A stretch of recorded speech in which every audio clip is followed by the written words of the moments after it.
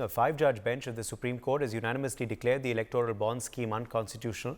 CJI Chandrachud has stated that the scheme infringes upon the right to information and has a possibility of leading to a quid pro quo arrangement between political parties and donors. While delivering the verdict, the Supreme Court has addressed the donor confidentiality clause of the electoral bond scheme. With respect to this, the court maintains that the right to privacy of political affiliation does not extend to contributions made to influence public policy. The Apex Court has also further directed the State Bank of India to submit to the ECI details donation and the details of the political parties which received the contributions. Additionally, it's directed the Election Commission of India to publish these details on their website. This clearly mandates a retrospective name release as well. As the government had mentioned earlier, the guarantee of anonymity of donors in the policy. This brings us to the question, is the court setting a precedent? Remember, well, we all, of course, remember what had happened in the Vodafone retrospective tax case that had dragged on for years. In fact, the case, which commenced in 2010, was only resolved in the Permanent Court of Arbitration at The Hague in 2020. Well, remember, of course, we are also going to be, of course, looking at how this will pan out with our panel. Joining us at this point is Sharat Kohli, senior economist. Also with us is Himanshu Bhatt, senior journalist. Gautam Mukherjee, senior journalist, also joins the broadcast. Sharat Kohli, what are the ramifications immediately of this verdict today? How do you view it? And also, do you believe that there could be eyebrows now raised at retrospective naming of certain donors as well?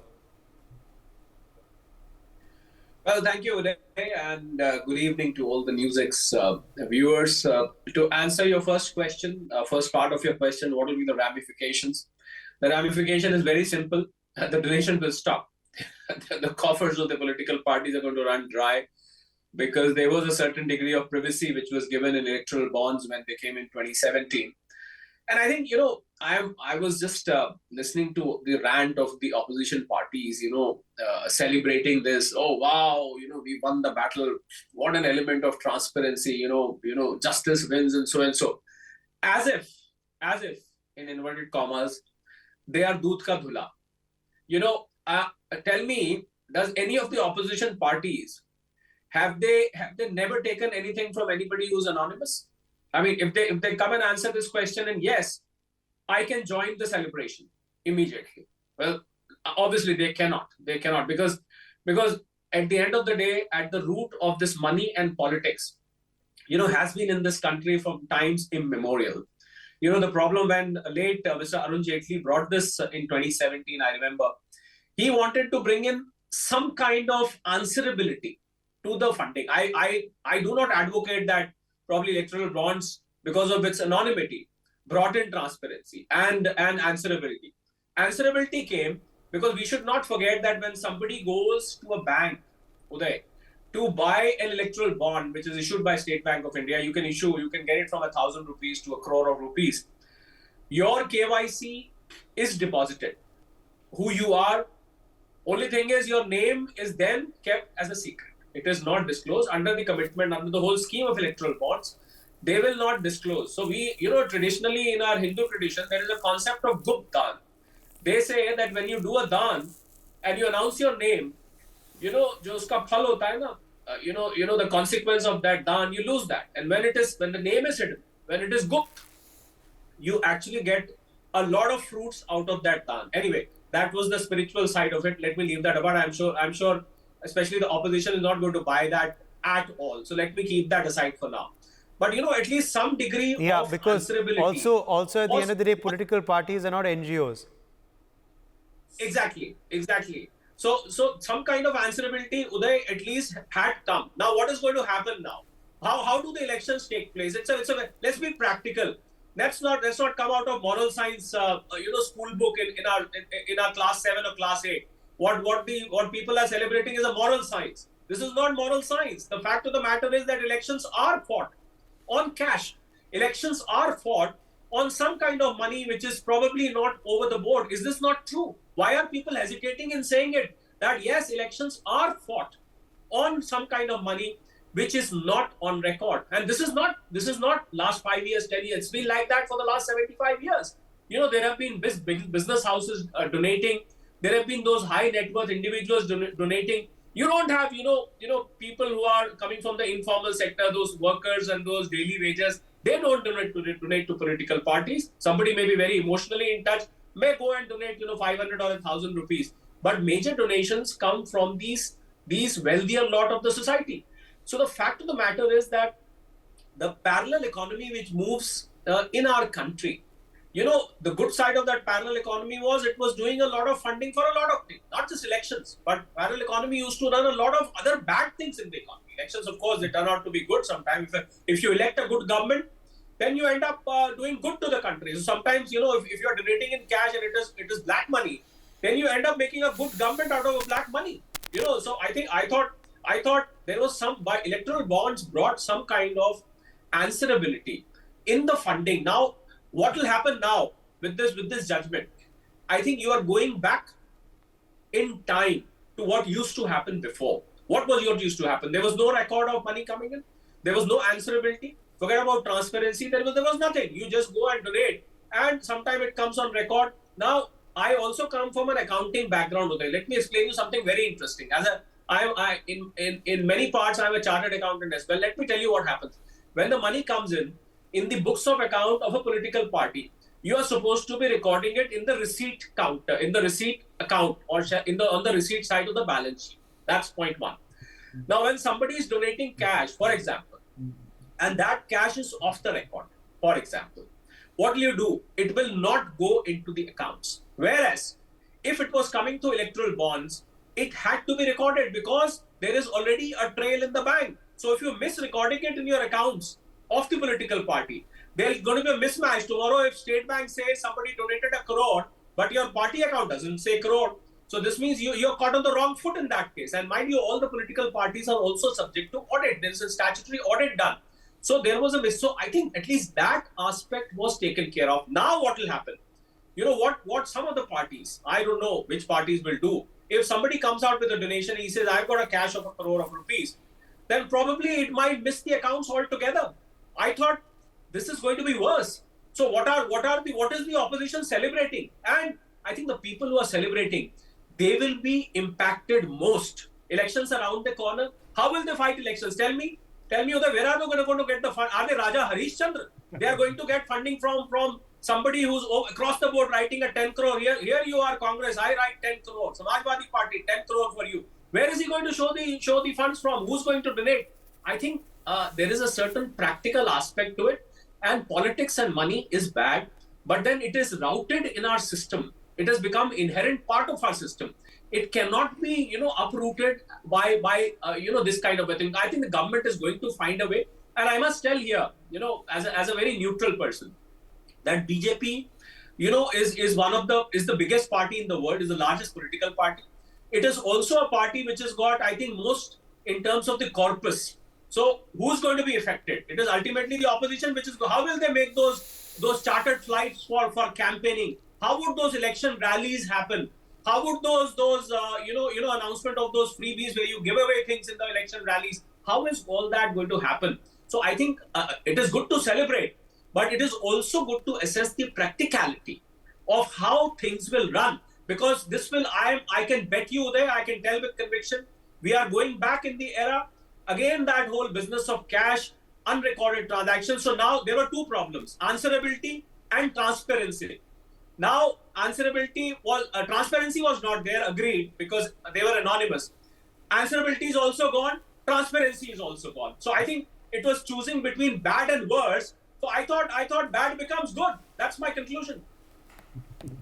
Okay, let me take that across to Himanshu Bhatt. Himanshu Bhatt, which way forward are we headed after this verdict today? What do you make of the observations by the Supreme Court? Also, there will be question marks now on possible retrospective name release as well, Himanshu, and also returning of donations by parties as the Supreme Court has advocated today. Before that, let me elaborate a little more, add a little more to what Mr. Kohli said. Couple of things. When electoral bonds were decided, all parties, that's the information in the public domain that all parties have agreed. Why are some parties celebrating right now? And what will happen if the names like Adani come up with a party that has got 99% of its electoral bond donations? This is a case I'm telling you. The party which was shouting so much about Adani is found to be getting this electoral bond in their name surfaces. What will happen to their all the 2 years of Tutu Mehmet and Adani and Modi are the same? What will happen? Another thing which you must remember is, I'm not hinting at anything, I'm just stating you the facts. What's going to happen is, most affected parties are going to be all regional parties. If you see, all these regional kshatraps have 92% of their electoral bonds money from the total corpus. BJP has 53% and Congress has some 73 or 74. Who's going to be affected the most? Who should celebrate? And let's be very, very honest. Since 1947, since the time we got our independence, election funds come to the party the most who is in the rule, who is ruling. Now today, if you see, you count together all states. How many states BJP is ruling? How many states is Congress ruling? How many states TMC is ruling? And AAP is ruling. You will understand the amount of electoral funding. I will not give you names. I am aware of those facts. Even the middle level industrialists, if they have to shell out $100, if they have to shell out $100, they will give 60 or 70 to the ruling party in a state, 20 to 30 to the main opposition, and 10 will be distributed among the challahs. This is the way our economy functions. Electoral bonds were bringing some sort of, responsibility, some sort of accountability. Ke bhai chalo, we'll exactly know what's happening. See, it's very, very difficult and almost impossible. As Mr. Kohli said, we'll go back. We will go back to square one. Because money is going to come. Whether you like it or not, for elections, money is going to come. Because otherwise, we wouldn't have found from a MP's house some 350 crores in a tribal state. I am not going to go into the legal ramifications of this verdict. But the social chaos and impact it will create in the election is going to be very, very heavy. And some people who are rejoicing now and dancing today are going to be crying by the time Election Commission in their website publishes the name which party got whose fund by 31st of March. That people needs to know. So it has got a ramification and a huge ramification. See, for BJP, it's no problem, probably, because their corpus is so huge and only 52-53% of the total electoral bonds have come, money has come through this. And they have a huge chunk. They will fight elections. But what will happen to those parties who are not in power and who have got bankrupt? For example, some of these parties, have 92% and 90% of their money stacked in electoral bonds. Now their donors' names will come out. And we will know exactly what they were tom-tomming for 2 years, creating a cabal out of it. And who paid their money. And despite that, they were doing this. What is their credibility then? So this verdict is not as simple as it looks like. That is what, as a journalist, I can say. It's not as simple as that. Because, जैसे हमारा हिंदी में कहावत है ना, इस हमाम में सब, and everybody is like that. And everybody is like that. So nobody is going to benefit out of that. But उसकी जो sidekicks बोलते हैं ना, some of the sidekicks are going to be finished. That is what I feel. Uday. Take that across to Gautam Mukherjee as well. Gautam, this is a pretty big and significant judgment, given the fact that also it comes ahead of the Lok Sabha polls. Very shortly, the elections will perhaps be announced. What are the ramifications going to be, Gautam, on the upcoming elections of this verdict today? And also, as far as retrospective naming and shaming goes, what lies ahead and what impact is this going to have on corporates and also potential donors? Well, I think it's a spot of judicial activism that has missed its mark completely. It's a constitutional bench, but it's highly impractical in terms of what it has gone and done. Now, take BJP's take from these bonds. In all the 10 years, it's about 6,500 crores. And in the last year, it's about 1,250 crores, the highest amongst the various years. Now, this is a drop in the bucket compared to what the BJP has spent in assembly elections, in the national elections, twice over the 10 years. So in any case, there's a great deal of money coming in which is unaccounted for. Now what you've done is driven the 6,000 odd crores which are on the books also into, as Sharad Kohli pointed out, into the unaccounted area. In a sense, the BJP has been trying to curb the use of black money, and now the Supreme Court, in their wisdom, has given black money a fillip. Nothing is going to stop the greasing of the wheels in election season. Now, as far as looking for people's names, I don't think anybody is going to be ashamed of being declared as BJP supporters when they know that the 24 elections are also a shoo-in. On the other hand, as Himanshu also pointed out, would the ones who supported Congress be quite as comfortable? It remains to be seen. This is actually straying from what the Supreme Court is all about. They have gone and used a constitutional bench for something that they do not understand. Uday. All right, let me in fact quickly now go back to Sharad Kohli. Sharad Kohli, let's look at now the way forward. What will perhaps be corporates outlook now towards political fundings? Do you believe mechanisms will change? We do know what happened, as I cited earlier, the example of the Vodafone case. Foreign companies, of course, were not, that was not a very good, perception to have of the way business is conducted, and, penalties are applied in India for foreign companies and for foreign MNCs. But corporates in general and particular potential donors, what impact will this have on them? And what mechanisms now are likely to be adopted? What's the way forward? Is an ordinance the only answer? Well, I can sum up my answer to your question in two parts. Through two colors of money. There are two colors of money.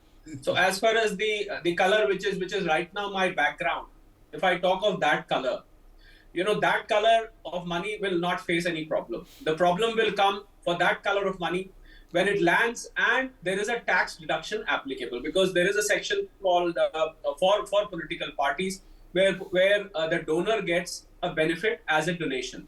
So I think for the color behind me, that problem is going to come. And the color that I'm wearing now, let's come down to that one. The color which I'm wearing, you can see on the screen. Let me talk of the other color. Incidentally, the two points I had on the screen right now. So the color which I'm wearing, I think that will go undisturbed. That is going to, there's going to be a free flow of that kind of money. Whether it is from corporates or it is from non-corporates, it really would not matter, Uday. But it is going to bring back, the problem which existed for such a long time before. In 2017, late Mr. Arun Jaitley brought this concept. So I think we need to understand. Then I have a very important point, another point to make, Uday. Because when electoral bond scheme came, I think we need to have a lawyer here who should vindicate what I'm saying. That is, when the scheme was brought here, the scheme was inherent with privacy. there was a promise made to the donor that your name would be kept as private. In the good faith, the donors donated that money. Gupt Dan. That Gupt Dan was an inherent promise and a part and parcel of the scheme altogether. Now, with a court judgment overruling the scheme, overruling the promise, reversing the promise.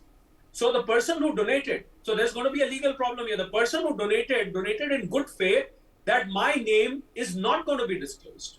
I'll not be on the surface. My name is never going to go there. Although it will remain with State Bank, but it will remain with State Bank. It will not come out in public domain. Now, if a court judgment wants to bring that in public domain, I have a feeling that this is going to be sent as a review petition. This will have to be reviewed for the simple reason this might turn out to be against laws of justice, for the simple reason that I had done something on a promise. Now this is breach of promise, that my name is going to be put up on the portal. So I think two kinds of, as far as the color of my garment is concerned, that color of money is going to flow, unhindered. And as far as my background is concerned, tax issues will be faced. So I think the political parties from HNIs and from the corporate houses and from other sources, they are all going to face a problem. Hence, I come down to your point that an ordinance at this point, with elections just a couple of months away, I am sure no political party can afford to, hinder their campaigning, hinder the process of elections altogether. This is like hindering the process of election itself. So I'm sure the government is very much in power. It has done in the past. It can do things. It can call ordinance can be issued, and of course it can be ratified later. So I think that seems to be the way out. Unless of course, now I'm putting a rider to it. Unless of course BJP decides to teach a lesson to the political parties. We have enough with us to fight elections. You go to the streets now and let's see how you fight your elections. Unless that happens, I do see an ordinance coming here over. All right, let me in fact, yes, Himanshu Bhatt, you want to react? Go ahead. Hey, what Saraji said, is very, very pertinent. I wouldn't be surprised. In 2024 elections if BJP adopts the other option. I just wouldn't be surprised at all. Because they have enough in their coffers. And they have individuals who have enough to fund their whole election. But some other parties will be bankrupt. And more than that, I'm coming to that specific case wherein a political party maligned a corporate house image so much, connected it to Modi, Adani's, and then they will find, that political party through electoral bonds have gone funding from Adani's. That can happen. That will come out. That can come out. Then what will happen? Naming and shaming, that's an electioneering game. Ordinance, okay, that's an easier way out for everyone. But will BJP adopt that option now? Looking at the present scenario of politics, that needs to be thought of. And if, aa jao, Maidan mein, you are dancing now, na? Go and dance in the street. Ask for votes. We are also robbed. They have a reason to say, Supreme Court has blocked our money. They have blocked your money. Now let's fight. See, I have a very strong feeling that something of this nature might come up before an ordinance comes up. Okay. My thanks to all of our guests for joining us. We've run out of time. For more such videos, subscribe to the NewsX YouTube channel, hit the bell icon.